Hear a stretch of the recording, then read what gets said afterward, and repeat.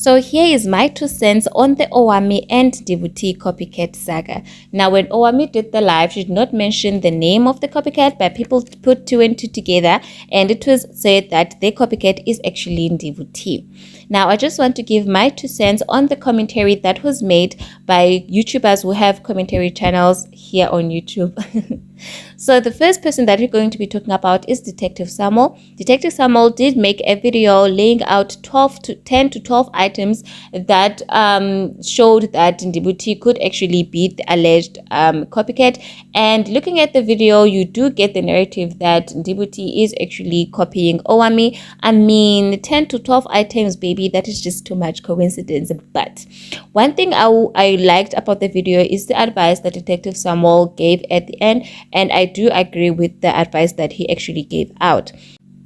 Another person who gave their view on this issue is Lynne Dakile. Now, baby, we know that there is bad blood between Owamie and Lynne Dakile, so Lynne will not be in Owamie's side. But as she was commenting on the video, you could see that somewhere, somehow, there are areas where she does stand with Owamie, but she wouldn't say that straight out, because she did mention that it does seem like it does seem like Ndvhu T is not the smartest person in the room, and she has said that herself in her videos, and her husband also agreed on this. And she also mentioned that when someone has an idea, just keep it to yourself, don't say it out loud, because people are going to copy it. Because if you don't keep it to yourself and someone hears the idea and they think it's a good idea and they have the time and the ability to do it, they will do it. And Ndvhu T is a hardworking person, so if she catches whiff of anything that she is able to do, baby, she will do that, and she will do it really good.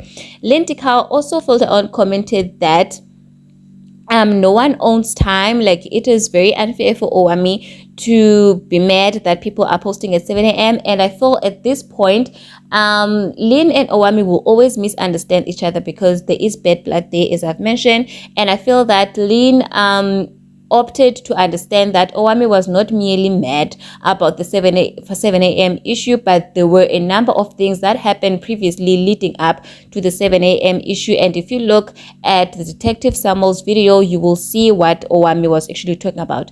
And Owamie did also make a video herself explaining the issue, and from that video she also did outline the things that were happening over the years that made her really be annoyed with the situation, and she ended up doing the live. Not that she was mad that the person was just posting at 7 a.m., but she was mad that there are other events that were happening that led to her doing the live.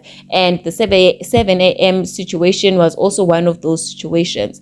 And I feel like Lynne Dakile opted, or maybe misunderstood that part, or thought that that part will not be necessary for her video, because it will not push the narrative that she was trying to push from her video.